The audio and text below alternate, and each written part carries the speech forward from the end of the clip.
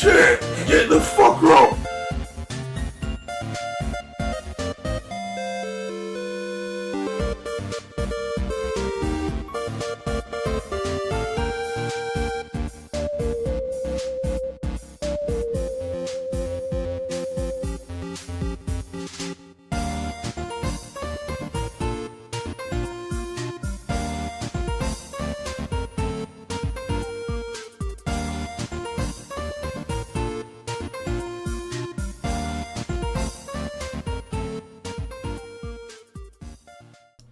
Hello, I'm Omega Scroogle, and today we're looking at the Diamond Select Toys Burning Godzilla.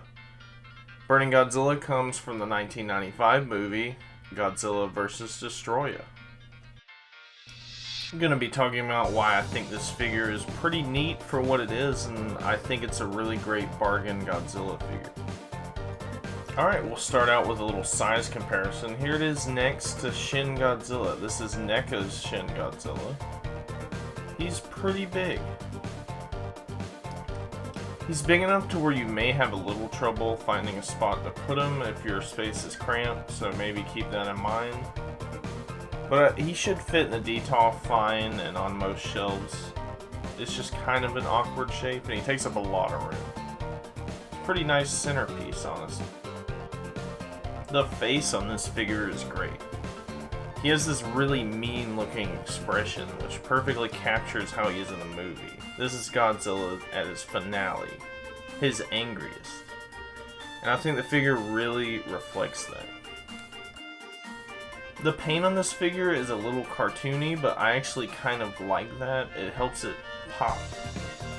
This definitely isn't going for the most movie accurate design, but it's giving you a really nice looking figure for a really affordable price. Here's his back. It's painted about as well as the front. Not as much detail back here, but you're really not going to be looking at this part of the figure at all. Here's the base. It looks a little cheap, but mostly in a fun way. I actually really like the base because I think it really helps this figure stand out. One interesting thing I just wanted to point out was the bottom. It's like this resiny plastic. It doesn't really take away from the figure or anything. I've just never seen it before, so I thought it was interesting. The only real flaws I have to point out here are there's a decent amount of seam lines on here. It's not the worst, and they're probably not picking up as bad on camera. And honestly, you're really not going to notice it, so don't sweat it too much. This is just me trying to at least have a little bit of criticism. One last thing I'd like to point out is that if you don't really like this Burning Godzilla design, there is another version of this same mold where he's in the water, and it has none of the extra yellow and orange paint. So you might like that one. And it's around the same price range.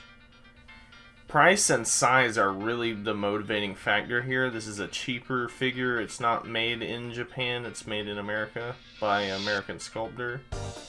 And I think he really did the best he could for this price range. It's definitely a little cheap, but you're getting a lot here for your money. It's not the most detailed figure, so it's probably going to scare away some of the more hardcore kaiju fans. But for the people who are more entry level or can't afford as much, this is a great figure to have, and it's going to look cool on your shelf. And really, that's all figures are for. So I highly recommend this. Also, don't worry about the San Diego Comic-Con part. It says it's limited to 3,000, but this guy's very easy to find online for MSRP or maybe even lower. And this is around $70 or so. Very affordable. Big figure, and I think that's enough.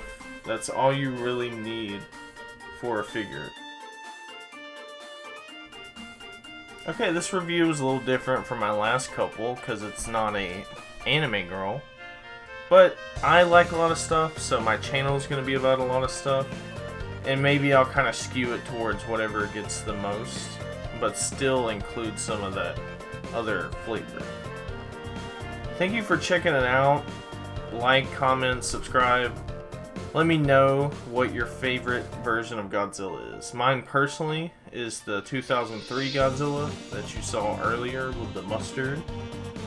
And despite the mustard look, I actually like that alternative NECA design.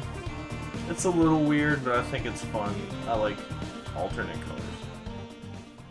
Anyway, I'll see you next video. Not sure what it's gonna be yet, but just stay tuned.